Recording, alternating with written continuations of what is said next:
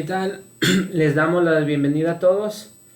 En esta ocasión tenemos el tema tutela de los derechos humanos en el nuevo sistema acusatorio y contamos con la presencia a quien le agradecemos esta oportunidad de poder compartir sus conocimientos, al doctor José Luis Eloy Morales Brand.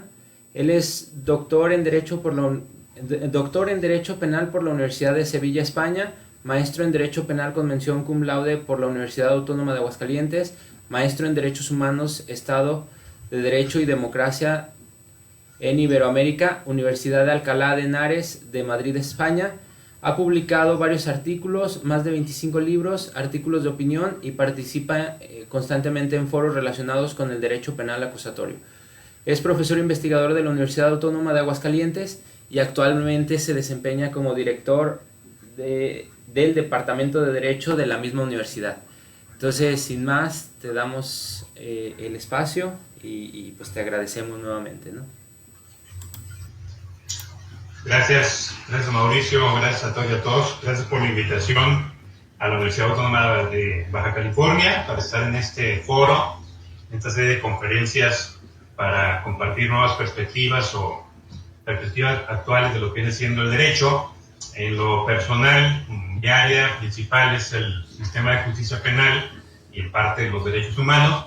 Pues le propuse a Mauricio platicar sobre lo que es la tutela o la protección de los derechos en los modelos, en el sistema de justicia penal actual, sobre todo para aterrizar un poco las perspectivas que tienen que ver con la nueva criminología, la nueva política criminal, y esto cómo aterriza en la realidad del modelo mexicano. O sea, podría yo venirles a platicar de un tema completamente teórico, pero creo que no es la finalidad. Además de que estamos en perspectiva, tenemos que aterrizar la teoría a la práctica, que es el punto más importante. Luego, a veces nos quedamos siempre en esas partes nebulosas, pero no tenemos un aterrizaje concreto o una crítica real y directa a lo que pasa en nuestro sistema social como tal. Entonces voy a pasar voy a presentarles ahí unas diapositivas que preparé para esta charla. Trataré de ser lo más conciso y más claro posible, sobre todo por si existieran algunas preguntas, tanto de las personas que aquí nos están observando, y sin más también ahí están mis datos si posteriormente quieren hacer algún comentario o tener algún contacto sobre esto o algún otro tema relacionado con el derecho penal. Primero, pues quiero empezar con algo que a muchas y a muchos de repente nos choca o nos genera un caos al momento de hablar de temas penales, y concretamente es el hecho de que hay que desaprender todo lo que tenemos aprendido, bien o mal aprendido, sobre el sistema de justicia penal. O sea, hay que empezar a aprender a desaprender, diría Paulo Freire. Y esto es porque el sistema penal no es más que un mecanismo de control. Es decir, por mucho que nos dijeran en preparatoria, en la sociedad, en las universidades, que el derecho es un mecanismo de reglas que trata de establecer normas de conducta para que la sociedad trabaje armónicamente y se logren fines comunes, a todo ese romanticismo de conceptos tendríamos que agregar el hecho de que es un mecanismo que trata de inducir conductas humanas, ¿no? Los controles sociales son mecanismos que tratan de inducir conformidad a un orden establecido. Depende quien tenga el control y depende el tipo de control, la finalidad. Si el fin romántico es el orden social y que todos estemos trabajando de la mano como hermanas y hermanos, ¿no? Pero la realidad es quién tiene ese poder de controlar a la sociedad, quién tiene los mecanismos, quién los aplica y cómo los aplica y para qué los aplica. Entonces, depende del modelo de control social que tengamos, el tipo de control que se va a aplicar para la finalidad concreta que estamos buscando. Dentro de esos controles tenemos varios controles sociales, que son los controles formales, los controles informales. Dentro de los formales estarían todos los que crea el Estado directamente para controlar, y los informales por exclusión, los que no están creados por el Estado. Y en esa conciencia, en esa perspectiva, el derecho es un mecanismo de control social.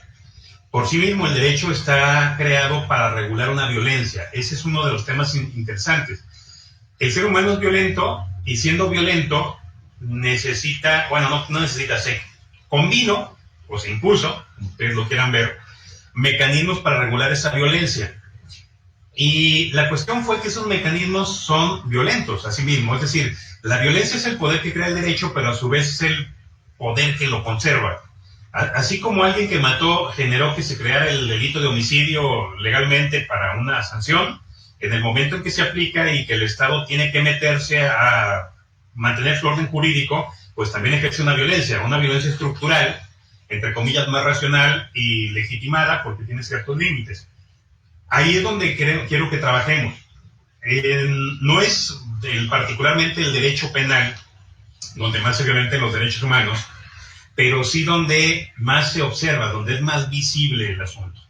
Si ustedes se meten a analizar la cantidad de quejas que existen y procesos que hay de violaciones a derechos humanos en México, la mayoría están relacionados con temas de salud y educación. Y luego ya vendrán los temas de detención, privación de libertad, cuestiones penales. Pero es por eso, porque es más visible o socialmente y políticamente, lo que se busca es visibilizar los problemas de inseguridad para con eso reaccionar, o por lo menos tener justificaciones de reacción. Justo va a ser algo de lo que vamos a platicar ahora, del por qué esa violación de derechos humanos y lo que debemos de buscar en la tutela de la protección de esos derechos humanos. Entonces, partiendo de que el derecho es un mecanismo de control social que lo que trata de regular es violencia, de atender un problema real que es la violencia social, y que el derecho penal forma parte de esos mecanismos de control social formales del Estado, y que prácticamente es el último porque es el más violento de todos, es aquel que ataca en forma más grave, obviamente en forma legítima, más grave los derechos de las personas para tratar de mantener su orden jurídico. Con eso es con lo que quiero que empecemos a visualizar que el sistema de justicia penal se va construyendo con determinadas políticas. Es decir, el sistema penal o el derecho penal finalmente es un derecho político. No derecho de politiquería, derecho de la polis, de la sociedad como tal. Y como derecho político atiende a determinadas realidades para tratar de reaccionar y satisfacer necesidades o resolver conflictos, resolver problemas. Ya que luego se utilice como politiquería para obtener votos, para obtener preferencias electorales, para justificar más violencia, para justificar gastos, es otra cuestión. Muy distinta a la finalidad y al objetivo real del derecho penal. Entonces, este sistema de justicia penal, su origen, vamos a decirlo de esta manera, se encuentra en la criminología, la cual, una vez que genera las ideas sobre el tratamiento de la criminalidad, esto lo retoman los estados a través de la política criminal, es decir, a través de criterios específicos para lograr la prevención, represión y tratamiento de la criminalidad, y entonces ejecutar acciones concretas que le ayuden a mantener ese orden social, político y jurídico.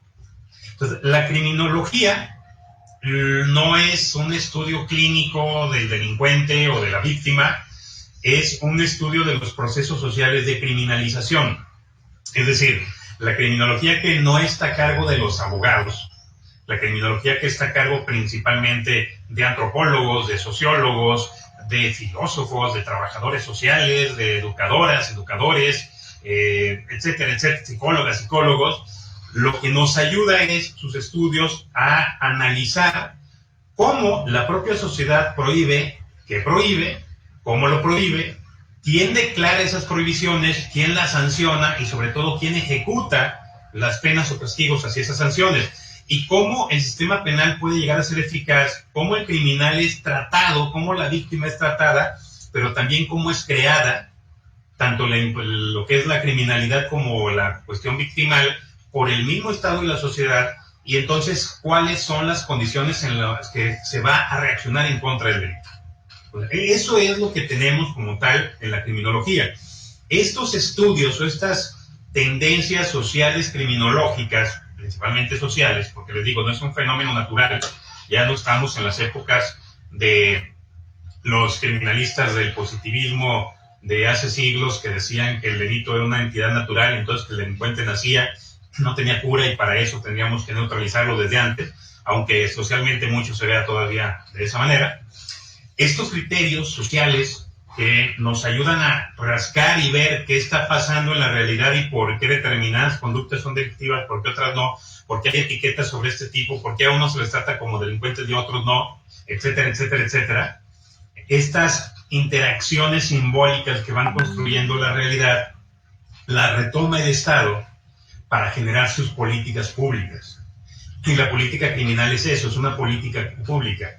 Como decíamos, son los criterios concretos que el Estado utiliza para responder a esa realidad de criminalidad, pero que tristemente, y es lo que vamos a platicar el día de hoy, están más tendientes a responder al castigo y a la reacción de algo que ya ocurrió y no tanto a analizar el por qué previamente se dio esa circunstancia y si hay mejores maneras para tratar el previo antes de llegar al posterior castigo. En consecuencia, una política criminal verdaderamente democrática, entendiendo democrática como participativa y constructiva de las decisiones públicas y políticas de un Estado constitucional de derecho, son aquellas políticas criminales que trabajan para el respeto y para el respeto de los derechos humanos y los derechos fundamentales. Es decir, no significa que tenga que ser una política criminal de beneficio al autor de un hecho delictivo. No significa que tenga que premiarlo, porque luego también mucho se maneja eso, que los derechos humanos y el sistema penal y las garantías son para proteger delincuentes. No. Es un mecanismo que me permite, que me da la permisión de afectar los derechos de otra persona que afectó derechos de terceros, es decir, del imputado o la imputada, que afectó derechos victimales, pero siempre y cuando yo observe y cumpla con una serie de pasos y requisitos, es decir, garantice ciertos derechos para llegar a esa sanción o esa reacción. No está dirigido esta política criminal de derechos humanos o derechos fundamentales a los delincuentes, está dirigido a todas y todos los que estamos aquí, que primero, todas y todos los que estamos sentadas, escuchando, viendo esto, que estamos en esta sociedad, somos potenciales delincuentes, nadie puede negarlo, cualquiera puede estar en un supuesto, en un momento dado, de un hecho delictivo y cometerlo, que tengan más autocontrol que otros por cuestiones educativas y necesidades satisfechas que muchos no han tenido, es otra cosa, pero también el hecho de que estamos expensas de otras personas, terceros, que difaman, que señalan, que inventan, o la propia autoridad que pretende violentar derechos sin ninguna justificación. Entonces, esto es una política criminal con base en derechos humanos y derechos fundamentales. Una política criminal que atiende a la protección o sobre todo a la concreción de la satisfacción de las necesidades. Los derechos humanos son simplemente eso, demandas de satisfacción de necesidades humanas, legítimas internacionalmente y legítimas estatalmente. La forma de satisfacer esas necesidades va a aterrizar en los estados con los mecanismos concretos que son las garantías específicas para satisfacer el hambre, la educación, la salud, la sociabilidad, el esparcimiento, etc. Y dentro de estas dinámicas están también esos derechos fundamentales que son los componentes básicos de un estado que retoma ese estado para poder fluir en esas cuestiones de protección, pero obviamente sin dejar a un lado lo que viene siendo esos principios generales sobre la dignidad humana que aterrizan en la satisfacción de las necesidades. Entonces, lo que tenemos que analizar hoy, o vamos a ver, es que el derecho penal no puede dejar esto a un lado.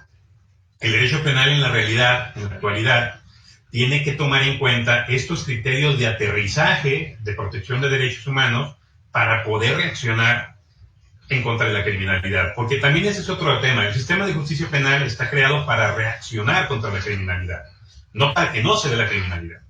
Cuando la criminalidad se da, lo que me está fallando en su sistema previo, y no es exclusivamente el sistema de seguridad pública, que también todo se le quiere echar a los policías, no. Políticas criminales, como les dije, los políticos criminales van desde darle de comer a una persona. Entonces, todo eso, cuando no satisfacen necesidades, cuando no se satisfacen los derechos humanos, es cuando hay violación directa a los derechos humanos, genera criminalidad. Y entonces cuando tiene que entrar el sistema de justicia penal. Por eso el sistema de justicia penal debe atender y debe darse cuenta también cuando no se protegen adecuadamente esos derechos humanos, y por eso se dio la cuestión de criminalidad. Insisto, no para proteger ni ayudarle a alguien y afectar al otro, pero sí para establecer un equilibrio en la forma en que se va a reaccionar en contra de los derechos de la persona. ¿Qué tenemos aquí entonces?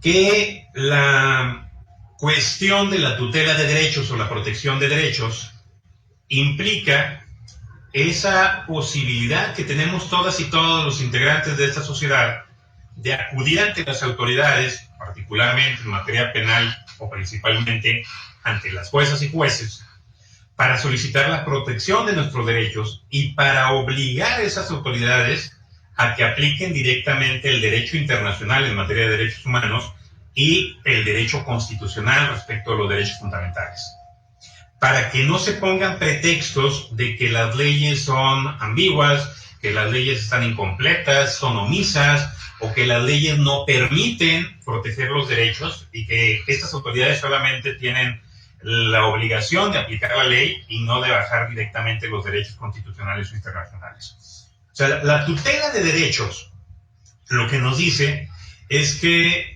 en este esquema de justicia penal, pero esto lo pueden aplicar a cualquier sistema. Si ven ahí en la diapositiva se habla artículo 1, 15 y 133 de la Constitución, y no exclusivamente de derecho penal. Habla de derechos humanos, habla de sistema de justicia, habla de derechos en general. Que cuando la autoridad necesite recurrir al sistema jurídico para proteger esos derechos de las personas, no puede sujetarse directamente a pura ley, o no puede decir que la ley es lo que va a aplicar y si no se le permite aplicar no lo va a aplicar. Ese concepto de que la autoridad solo puede hacer lo que la ley le faculte solamente es válido cuando quiera violentar un derecho. Si la autoridad quiere afectar derechos, sí tiene que acudir a la norma constitucional y que expresamente la norma constitucional le permita afectar el derecho y ver que se haya aterrizado la forma en las leyes ordinarias para que lo aplique. De lo contrario, sí no puede hacerlo. Por ejemplo, si todavía tuviéramos en México la permisión de la pena de muerte, la autoridad no podría bajar directamente de la Constitución la pena de muerte. Tendría que haber una regulación en normas específicas para bajar esa pena de muerte y aplicarla. Entonces, también en la actualidad, como ya no tenemos la pena de muerte, no la puede aplicar la autoridad. Ahí sí tiene que hacer solo lo que la ley le faculte. Pero en cambio, para satisfacer el derecho, obviamente buscará la solución justa, luego buscará la forma de arroparla de legalidad, pero sobre todo, si no existe la ley o la norma que le ayude a arropar de legalidad, va a aplicar directamente el derecho constitucional o el derecho convencional en materia de derecho internacional sobre derechos humanos y va a crear el mecanismo para hacerlo. Por ejemplo, un caso no penal. Hay algunos estados que todavía regulan el matrimonio entre hombre y mujer. Y hay personas que tienen identidad de género distinta y que quieren unirse al matrimonio con una persona de igual identidad de género que ellos o ellas. Y entonces el registro civil o directora o juez del registro civil te dice, no, pues no puedo porque mi código civil dice que nomás hombre o mujer, y como no reúnen eso, pues yo no puedo aplicar más que la ley. No tengo que esperar a que el amparo, la Constitución, a través de un juicio federal, me aplique para que me garanticen ese derecho. Tu autoridad tiene la obligación de aplicar directamente la Constitución, directamente el derecho internacional, que prohíbe la discriminación por cualquier motivo, y permitirme satisfacer ese derecho. O sea, esa es la idea de la tutela real de derechos. Pues obviamente eso lo vamos a aterrizar también en el sistema de justicia penal como tal. ¿Qué vemos en esta aplicación directa? Pues hablamos algo que posiblemente platicaron ya en otras sesiones o vienen siendo de otras materias, pero me interesa que lo retomemos sobre todo para aterrizar lo que viene siendo la realidad del sistema de justicia penal en la actualidad, que es la interpretación de los derechos a través de los criterios de bloque de constitucionalidad, interpretación conforme, principio pro homine, también llamado pro persona, y lo que son los criterios de normas duras y normas blandas en materia de derecho internacional, que aterriza completamente al conflicto que existe entre principios y reglas como tal. ¿Qué es esto? Bueno, primero el bloque de constitucionalidad. Creo que todos y todos, por lo menos las nuevas generaciones en materia de derecho, aunque luego nos hayan querido formar de otra manera, ya sabemos que no tenemos una sola constitución, sino que gracias al derecho internacional en materia de derechos humanos, confirmado incluso para los positivistas en la reforma constitucional del 2010, y por criterios incluso ya jurisprudenciales establecidos a nivel internacional y a nivel nacional, ya no podemos hablar de una sola constitución. Antes nos decían que teníamos constituciones escritas y no escritas, y más bien era constitución codificada y no codificada. Que las constituciones codificadas implicaban que había un solo cuerpo normativo llamado constitución, y las no codificadas que había muchas normas que igual establecían normas fundamentales o derechos fundamentales constitucionales. Que en México teníamos la constitución codificada. Pues sí, teníamos. Porque a partir de que el Estado mexicano aprueba el derecho internacional en materia de derechos humanos, ya tenemos un bloque de constitucionalidad. Significa que la pirámide kelseniana se murió, y entonces lo que tenemos ahora es un bloque. A mí me gusta más bien hablar de un círculo, pero aquí le ponen bloque, un rectángulo, en donde el cual no hay jerarquía de normas, sino que todas las normas están volando en el mismo nivel. Y entonces no solamente puedo ver mi constitución con nombre de constitución, sino que tengo que ver todas las normas que establezcan derechos humanos y fundamentales. Y entonces ya tengo varias constituciones, porque ya tengo varias normas a un mismo nivel de aplicación directa y efectiva de los derechos. Ese es el primer punto.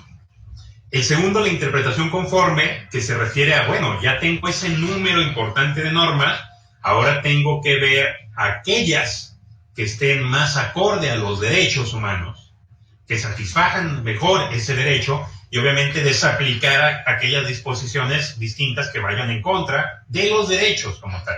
Es decir, una norma que establezca un derecho que, por ejemplo, la Constitución no reconoce, no es que esté en contra de la Constitución, al contrario, está aplicando ese sistema a favor de los derechos.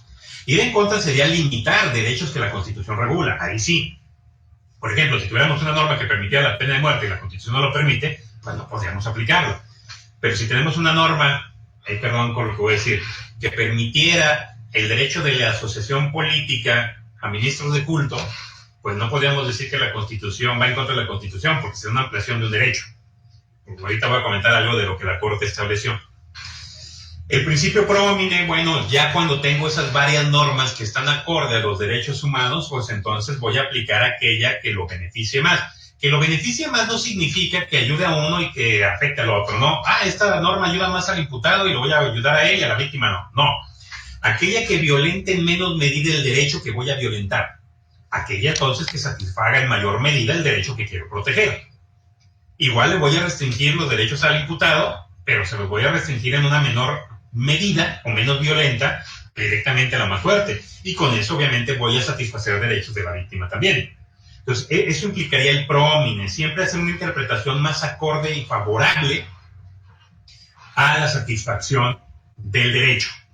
Y el último punto, que es el conflicto entre normas duras y normas blandas en materia de derecho internacional sobre derechos humanos, implica que la jurisdicción internacional no son solo tratados, no solo ley o documento escrito, sino que también encontramos ahí costumbre, jurisprudencia, acuerdos, principios, circulares, es decir, una serie de actividades que realizan los sujetos en materia de derecho internacional en instituciones, organizaciones, incluso de las que forman parte del Estado mexicano, que finalmente crea directrices, pero que con base a este principio pro homine apoya a que los principios prevalezcan sobre reglas. Es decir, si los principios establecen criterios de optimización para satisfacer un derecho y una regla lo limita, pues voy a aplicar el principio.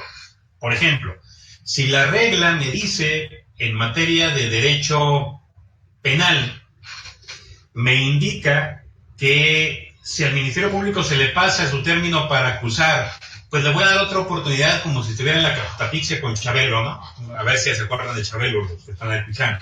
Pues tú dale otra chance, no hay bronca. ¿Por qué le das otra chance? Si no quiso acusar, no hay acción.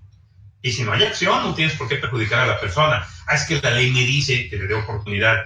Pues la ley te lo dirá, pero el principio de igualdad no, porque estás generándole una ventaja indebida y le estás ayudando tú, juez, al Ministerio Público, y entonces ya son dos en contra de Otro, y sobre todo, son los acusadores, ya no tengo jueces. Entonces, ese tipo de cuestiones es el prevalecimiento de los principios sobre las reglas. Cuando estos principios satisfagan en mejor medida los derechos humanos, y si entendemos que son criterios de optimización, regularmente un principio real y verdadero va a ser aquel que beneficie mayormente el cumplimiento de los derechos. Antes de pasar allá al aterrizaje de, bueno, qué pasa en la realidad actual del sistema penal con esta tutela de derechos, lo que quiero comentar rápidamente es que por ahí algunos dirán, pues no me vengas a decir que hay muchas constituciones o que incluso si una ley dice una cosa distinta a la Constitución, no es estar en contra de la Constitución, porque la Suprema Corte ya dijo que las restricciones que estén en la Constitución prevalecen incluso en contra del derecho internacional. Tiene razón con ese último punto. Efectivamente, la Corte, como cierto personaje de televisión humorística mexicana, como dijo una cosa, luego dijo otra, ¿verdad? Primero dijo que el derecho internacional en materia de derechos humanos estaba al mismo nivel que la Constitución. Y luego dijo, unos 2-3 años después, cuando se dio cuenta de que no había abierto la caja de Pandora, que había hecho una interpretación extremadamente progresista y muy buena, pues no sé por qué, pero en un momento dado va para atrás y dice, no, espérate, más bien lo que quise decir fue que sí están al mismo nivel, pero cuando hay una restricción expresa en la Constitución, prevalece eso en contra del derecho internacional u otra norma. Entonces, que si la Constitución lo limita, lo siento mucho, aunque el derecho internacional diga que tienes el derecho, la Constitución lo limita y aplico la Constitución. Bueno, primero ese criterio, que si bien es una generación de contradicción de tesis jurisprudencia que crea la Corte, que primero va en contra del principio de progresividad, que implica siempre ir hacia adelante en protección de derechos humanos. En ese mismo criterio, la Corte generó una nueva jurisprudencia de contradicción de tesis, donde dijo que la jurisprudencia en materia internacional de la Corte Interamericana era obligatoria para todas las autoridades del Estado mexicano. Fuera o no fuera parte México en los juicios, era obligatoria. Y curiosamente, desde el 89, la Corte Interamericana de Derechos Humanos ya interpretó que las reservas que impliquen poner como pretexto el orden interno jurídico para no aplicar el derecho internacional no son válidas. Entonces, ¿qué nos dijo la Corte? Que si bien la Constitución debe prevalecer en sus restricciones, pero como la jurisprudencia de la Corte Interamericana es obligatoria, la jurisprudencia de la Corte Interamericana dijo que eso no vale, entonces el derecho internacional y los principios siguen subsistiendo y no podemos permitir o establecer que las restricciones constitucionales se apliquen cuando el derecho internacional u otras normas garantizan en mejor medida el derecho humano o el derecho fundamental. Pues que quede claro esa parte. Y lo dijo la Corte, no lo dijo yo. En la misma sentencia, en la misma resolución, creó esos dos criterios y ahí están. El primero fue ese asunto de la restricción de la Constitución prevalece, y la siguiente tesis de jurisprudencia por contradicción fue, fíjense que la jurisprudencia de la Corte Interamericana es obligatoria para todos. Y la Corte Interamericana ya estableció esa jurisprudencia. Entonces, es inaplicable ese criterio que la Corte estableció. Ahora, vamos ahora sí a aterrizar esta cuestión en materia de tutela de derechos en la actualidad, en nuestro sistema de justicia penal. ¿Por qué? Porque dogmáticamente y doctrinariamente tenemos cosas muy bonitas. Hablamos del garantismo, hablamos de los derechos, del principio acusatorio, de que ya tenemos un sistema donde no se tortura, bla, bla, bla, bla, bla. Pero hay una cuestión muy sencilla. Para saber si una sociedad es liberadora o protectora de derechos, o en su caso ver si una sociedad es restrictiva u opresora, es muy fácil, hay que analizar su sistema penal. Entonces, entre más restricciones tengamos, menos libertades tenemos. Entre más restricción exista, es una sociedad más opresora y es una sociedad más esclavizante. Entonces es muy sencillo, vean sus códigos penales. No nomás una norma procesal, vean sus códigos penales, vean sus leyes, vean sus estadísticas, vean la forma en que actúan sus autoridades, y ahí se van a dar cuenta si tenemos una política criminal democrática que realmente tutele los derechos humanos de las personas en este sistema de justicia penal. Ahí es donde vamos a ver una realidad. ¿Cuál? La realidad que entre varias corrientes o ideas criminológicas hay una que impera, y no solamente en México muy fuerte, pero no solamente en México. en general a nivel mundial, que es la criminología de la intolerancia. ¿Qué podemos decir de esta criminología de la intolerancia? Bueno, que la política criminal se vuelve más criminal que política.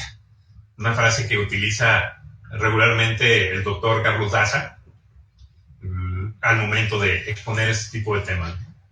O sea, las acciones estatales son más criminales que realmente políticas a favor de la polis social, como tal. Wilfried Hasselmann, en uno de sus textos, en sus estudios ya más importantes y de clásicos en materia de justicia, de sistema penal, o de derecho penal, establece, fíjense, desde hace ya varios años, establece que este tipo de criminologías o políticas criminales lo que buscan es combatir rápidamente los problemas difundidos por medios de comunicación. Es decir, ante el desarrollo de esas redes sociales y la fluidez de la comunicación, obviamente ya vemos en vivo y en directo cómo están cometiendo delitos. Entonces eso impacta socialmente. Y el Estado entonces atiende principalmente a resolver esos conflictos y dejar a un lado a los demás, porque son los que están en medio, son los que están generando impacto. La forma de reaccionar es expandir el derecho penal, el Big Bang. En vez de irlo restringiendo como se busca en materia de derechos humanos, como les dije hace un rato, que fuera la última opción, se va expandiendo, y no solamente se va expandiendo, prácticamente todas las conductas que puedan ser peligrosas se empiezan a volver penales. Vamos a comentar algo de eso más adelante. Se empiezan a eliminar los obstáculos dentro del proceso penal, es decir, el proceso penal que establezca derechos, garantías, formas de tratar esos derechos y garantías en forma válida, la autoridad los considera obstáculos. Y vean, cada que haya alguna reforma a favor de los derechos, se brinca y se dice que se están protegiendo delincuentes por la misma autoridad, y es la que está tratando de motivar reformas para regresar a los tiempos de la mano dura. Entonces, esta política, o más bien esta criminología de intolerancia, crea una política criminal de no progresividad, sino de retroceso, de ir hacia atrás con todo lo que favorezca a los involucrados, no solamente a los delincuentes, así mal tachados socialmente, a todos los involucrados, también a las víctimas, también a la propia sociedad inmersa en esos conflictos delictivos. No solamente se perjudica a los autores de los delitos cuando se restringen derechos, se perjudica a toda la sociedad, en el mismo contexto de víctimas o en el mismo contexto de futuras actuaciones arbitrarias en contra de esa sociedad. ¿Bajo qué trabaja? O más bien, ¿cuál es la fórmula, podemos decirlo así, de trabajo de esta criminología de la intolerancia? Problema, reacción, solución. Surge un evento, o se crea un evento, X. Tengo ese problema, y ese problema que sale de la normalidad, vean la palabra normalidad, dentro de la norma, dentro de la estructura. Obviamente algo anormal es algo que está fuera de la norma, del valor, etc. Socialmente todos traemos nuestro plan de vida, a lo mejor rutinario algunos, y ¡pum! Si se rompe ese plan de vida, sale de la normalidad y se genera un shock. Todo cambio de camino que no se haya sido controlado por uno genera un shock. Un delito mucho más, ¿no? Entonces, un problema aparentemente delictivo o socialmente de inseguridad genera un shock en la sociedad, y ese shock se traduce en miedo. El miedo de inmediato viene con odio, y el odio vendrá con ira o violencia. Entonces, cuando tengo el problema, tengo miedo o se genera miedo. Lo que necesita la autoridad para reaccionar, es decir, el pretexto de la problemática es lo que motiva la reacción, y es donde se propone la solución. Y regularmente la solución es aquello que le cause menos gasto de recursos económicos, sociales, humanos, materiales, etcétera, a una autoridad. Es decir, entre más fácil sea la solución, es la que voy a proponer. Pero para lograr que sea fácil la solución, regularmente necesito violentar derechos de los demás o restringirlos al máximo. Entonces, ese miedo, ese shock, va a disminuir los procesos de razonamiento. Y entonces el ser humano empieza a reaccionar sensorialmente o instintivamente, y lo que quiero es que me tranquilices. Yo quiero que me des paz y tranquilidad otra vez.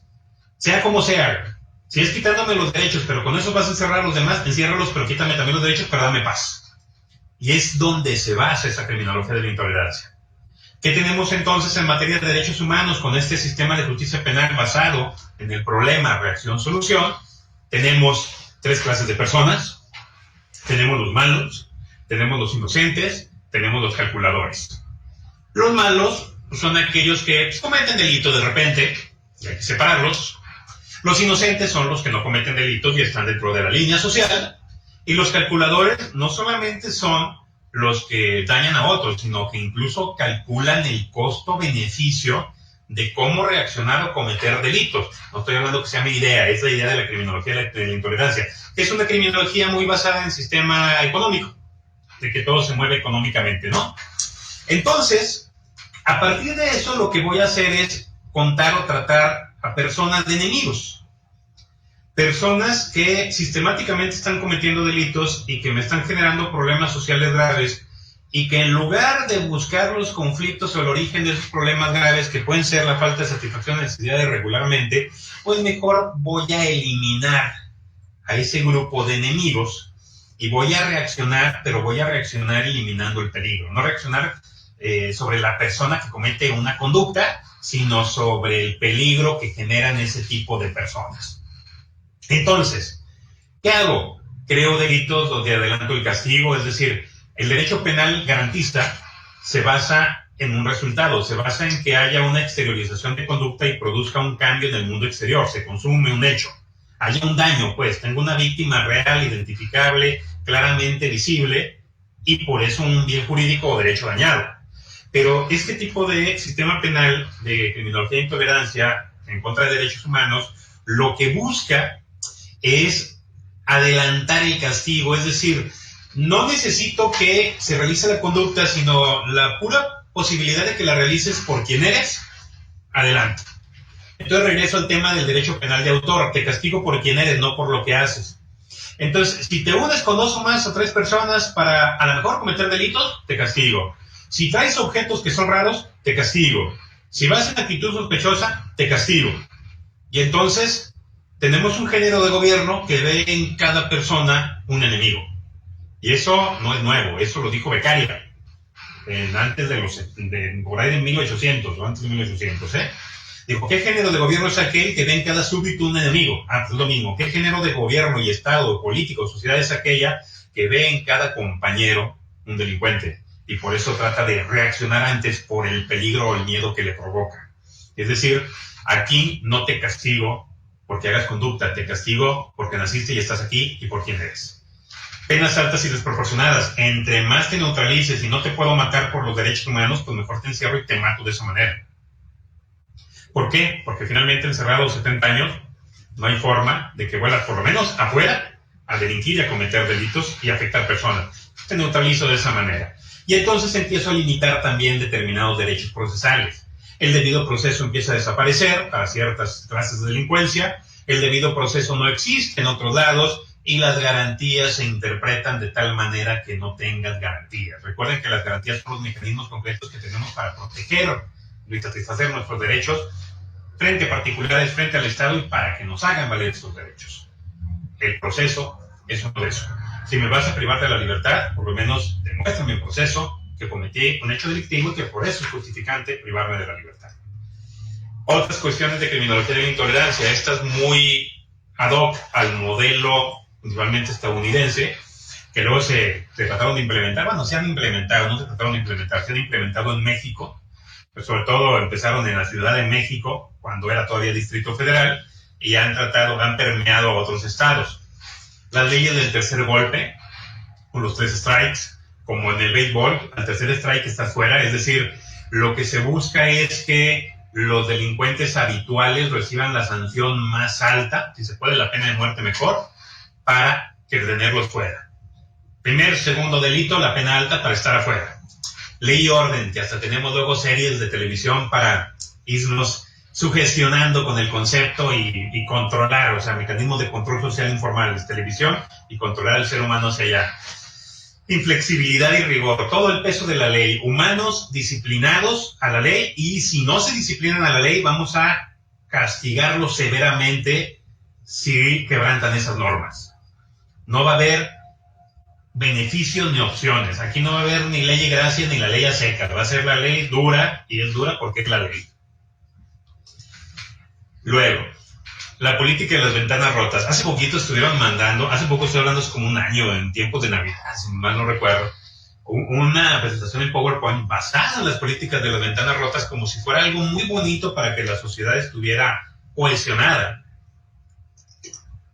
Cuando la política de las ventanas rotas es una política criminal que lo que busca es que cualquier cosa se castigue como hecho delictivo y grave.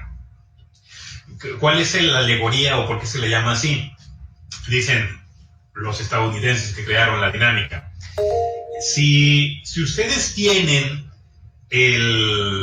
un edificio con ventanas y establecen como tal el hecho de que alguien rompe una ventana, si no hace nada en ese momento para reparar esa ventana y contra la persona que hizo el rompimiento de la ventana, al día siguiente va a haber otra ventana rota, al siguiente otra, hasta que en menos de 30 días voy a tener todo el edificio con las ventanas rotas. Y lo equiparan a la sociedad. Si no reacciona la primera vez en contra de esa persona, va a haber otros o ese mismo que termine destruyendo la sociedad. Entonces, cualquier disturbio, por eso allá incluso infracciones de tránsito policiales se pueden volver delictivas.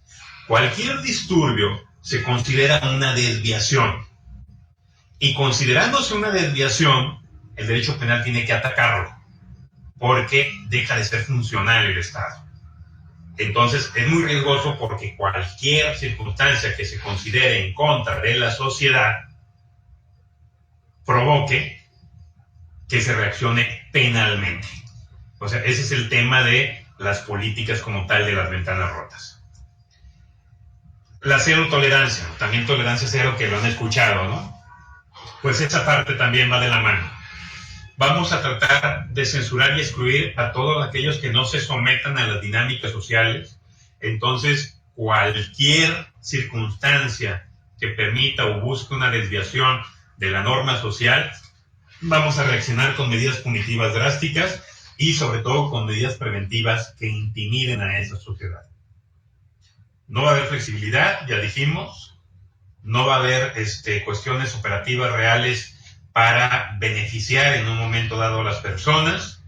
En cualquier momento no voy a atender o buscar, vamos a decir, los orígenes del delito, sino que lo que me interesa es enfocarme a ti como persona, y si no te disciplinas, independientemente de que no tengas satisfechas tus necesidades y que yo no haga nada para eso, te voy a atacar, porque no voy a ser tolerante contigo. No tolero tu pobreza, no tolero tu falta de derechos, y tampoco tolero que me los exijas, y por eso reacciono en tu contra.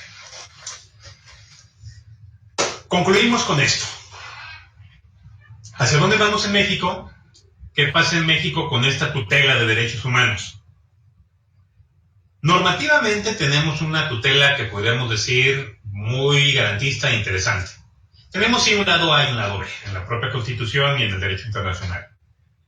La mayoría de la tendencia o características, por lo menos normativas, son aquellas que buscan la maximización de los derechos, es decir, la mayor protección posible frente al menor malestar o restricción posible.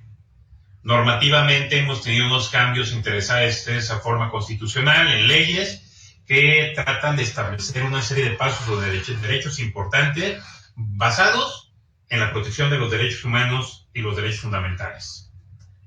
El problema es que en cuestión operativa es completamente distinto. En la diapositiva utilicé una serie de imágenes de un capítulo de Los Simpson, que es el capítulo 20 de la temporada 2021, acuérdense, 20 de la temporada 21 de Los Simpson, que lo tradujeron como Vigilancia con Amor. Es una referencia a la novela 1984 de Orwell, pero en la actualidad.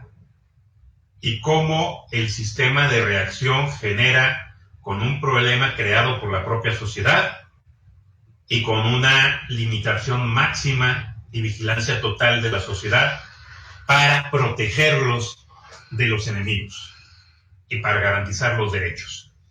Eso es lo que estamos viviendo actualmente en México y es lo que tenemos operativamente en los sistemas policiales, en los sistemas de procuración y administración de justicia, en regla general, con sus honrosas excepciones, pero sobre todo en los sistemas ejecutivo y normativo o legislativo que tratan de generar este tipo de políticas operativamente. Cada vez incrementan más las cantidades de formas en que la persona no puede ejercer derechos en lugar de ejercerlos con el pretexto de la inseguridad y bajo la perspectiva de que es la mejor forma de garantizarles sus derechos. Es decir, nuestro sistema jurídico en materia de tutela de derechos en México lo que nos está dando a escoger es nuestras propias cadenas. O sea, está generando un concepto de libertad, de la libertad es la decisión propia para elegir nuestras cadenas. Y si eso es lo que queremos en un sistema jurídico, pues discúlpenme, pero nos estamos cocinando al fuego lento y va a llegar un momento en el cual no vamos a poder brincar de la cacerola con agua hirviendo porque fuimos permitiendo poco a poco esa violencia. Entre más violencia permitamos, social y estatal, finalmente la violencia va a ser el mecanismo específico para que la sociedad funcione sometida a un régimen marcado o tachado supuestamente de protección de derechos, pero que realmente regula una restricción máxima a los derechos. Con esto yo concluyo. Bueno, les dejo ahí una frase. Empecé con Paulo Freire y termino con Paulo Freire, un pedagogo brasileño que les recomiendo lean. El tema o la idea de la realidad no es así, sino que la realidad se construye y pues a nosotros nos toca decidir si nos ajustamos a esa realidad o si la cambiamos, si la modificamos y evolucionamos.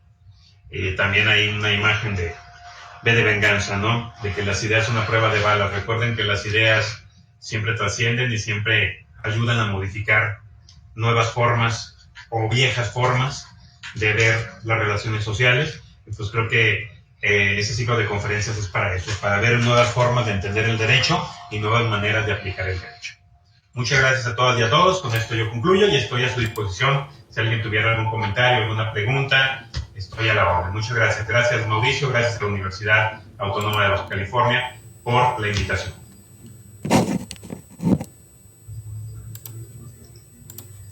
Muchas gracias por la exposición. Pasamos a una ronda de preguntas. Pueden realizarla a través del chat o incluso si levantan la mano yo les doy el uso de la voz. ¿Alguien tendrá alguna duda? ¿Dudas? ¿Preguntas?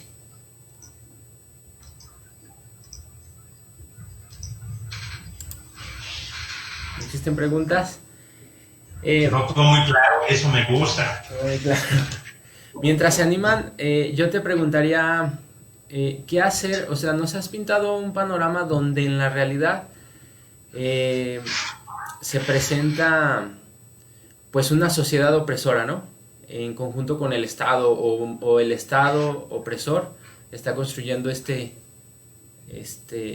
sociedad. ¿Qué hacer, por ejemplo, como abogados ante esta situación cuando cada vez aparecen más delitos y en gran parte, entre otras cosas, entre todo el contexto, aparecen pues guiados por los medios, ¿no? O sea, sale un robo a casa habitación y delito de oficio y ese tipo de cosas. ¿Qué se podría hacer como abogados? O futuros abogados que están aquí presentes. Sí, bueno, creo que es uno de los trabajos importantes que tenemos en la formación de las y los abogados. O sea, que no formarlos es solamente ir a pelearnos por tratar por la aplicación o la resolución de un conflicto ya realizado, sino primero ver de dónde viene el conflicto. Creo que uno de los puntos importantes es buscar el origen del problema y exigir en un momento dado la satisfacción de las necesidades que no se están cumpliendo. O sea, ¿por qué tengo tanto robo a casa habitación? Bueno, tengo robo a casa habitación porque tengo personas que no tienen dinero. ¿Para qué? Para consumir droga. Bueno, porque están consumiendo droga. cuál es el problema del abandono de esas personas que están consumiendo drogas. Entonces, no solamente meternos a defender a la persona afectada como víctima, claro que hay que hacerlo, o al autor del hecho, también hay que hacerlo, sino también establecer estrategias jurídicas de colectivas, o grupales incluso, o individuales, de exigencia como tal al Estado. Es decir, procedimientos jurídicos contra omisiones legislativas, procedimientos jurídicos contra omisiones del Poder Ejecutivo, contra omisiones de políticas criminales, contra omisiones de políticas públicas de satisfacción de necesidades. Creo que ese es el punto importante. No estamos, más bien, dejamos a un lado que el Estado es garante, y como garante tiene que hacer todo lo posible para satisfacer las necesidades humanas. Y cuando no lo hace, entonces se convierte en coautor de ese tipo de hechos.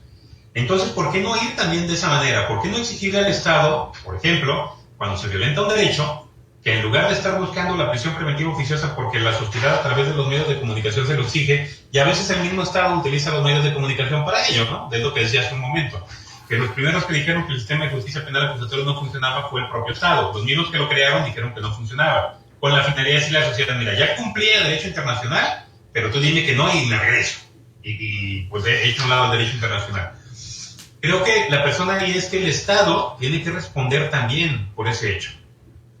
Así como tiene que responder buscando el castigo o el proceso de la persona, o la solución del conflicto directamente, tiene que responder también hacia la persona y hacia la sociedad misma. Si tengo a alguien que está afectando, ¿por qué está afectando? Y además yo tengo que reparar y integrar y proteger a la víctima y proteger a esa sociedad. Creo que ahí es donde debemos separarnos un mucho, no un poco, un mucho, del tradicional abogado que se forme para litigar, es decir, para pelearse con otros particulares por aplicación de la ley una vez que tiene el problema, y formarse a prever los problemas y exigir previamente las condiciones para que no se den esos problemas, y en caso si se dan los problemas, no solamente irse contra el particular, sino también ir a exigir al Estado el nivel de responsabilidad que tiene por no haber cumplido con esas necesidades que han provocado o provocan en un momento dado los hechos delictivos. Y pues es una realidad. Obviamente, entre más sociedad seamos, entre más personas sean, obviamente las necesidades se incrementan y los satisfactores tienen que incrementarse, no tienen que disminuirse. Pero pues forma parte de eso. Si no le exigimos al Estado el cumplimiento de sus actividades u obligaciones, va a seguir el Estado descargando todo su incumplimiento en los pobres de abajo. Pobres no digo en cuestión económica, sino los olvidados en derechos, que puede ser cualquiera de nosotros. Descargar en ellos toda su falta de actividad para distraer en ellos el incumplimiento de sus actividades. Sería lo que te podría comentar, Mauricio. Sí, muchas gracias. No sé si ustedes tengan alguna duda, algún comentario que puedan externar a través del chat o de forma oral.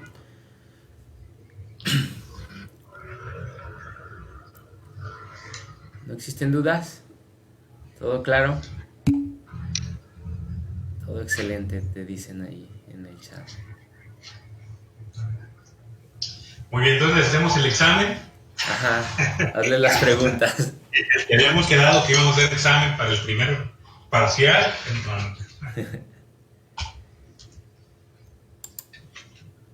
Bueno,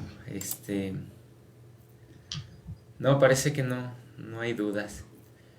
Qué bueno que quedó claro y listo. Y pues era un panorama en general de cómo va aterrizando el sistema, y obviamente ya luego podemos platicar, como les decía en otra ocasión aquí mismo en el foro o a través de redes sociales o otros medios tecnológicos, el asunto de cómo se va aplicando operativamente el sistema, ya más concreto sobre delitos en particular, sobre técnicas de litigación. Lo podemos hacer con mucho gusto. Ahí tenemos en YouTube un canal que se llama igual que yo, Eloy Morales Black, también me pueden buscar ahí. Y pues vamos a la orden. Agradezco nuevamente la invitación, Mauricio. Muy bien, vamos a intentar que esto parezca un poco más cercano. Entonces voy a dar lectura a tu entrega virtual del reconocimiento. Y entonces la Universidad Autónoma de Baja California, Facultad de Ciencias de la Ingeniería Administrativas y Sociales, Unidad Tecate, otorga el presente reconocimiento al doctor José Luis Eloy Morales Brand por su participación de la conferencia sobre el tema Nueva tutela sobre los derechos humanos en el sistema acusatorio, dentro del ciclo de conferencias 2020 Perspectivas del Derecho y sus realidades, llevado a cabo en la sala virtual de esta unidad académica el día 9 de septiembre del presente año. Atentamente por la realización plena del hombre, Tecate, Baja California, septiembre 2020. Doctor Óscar Omar Ovalle Osuna, director de esta facultad. Doctor Eloy, pues yo agradecerte, sigo aprendiendo después de muchos años de materia penal de ti. Sé que eres de los que tienes esa intención, ¿no? de compartir el conocimiento, tienes tu canal, ahí pueden ingresar los alumnos que están presentes y los que nos siguen a través de las redes. Tienes hasta cursos, ¿no? Yo los he podido ver. Cada vez que quiero aprender algo de penal, pues me acerco ahí a ese canal y pues agradecerte todo este tiempo. Esperamos en alguna ocasión tenerte aquí presencialmente. Esperemos ya el próximo año al menos, ¿no? Y pues gracias a nombre de la facultad. Seguramente ya el próximo año se muere esto, y si no con el calor se muere ya el bicho, entonces ya con mucho gusto estaremos. Y gracias por la invitación. Gracias, un abrazo. Hasta luego. Un abrazo a todos y a todos. Hasta luego. Gracias.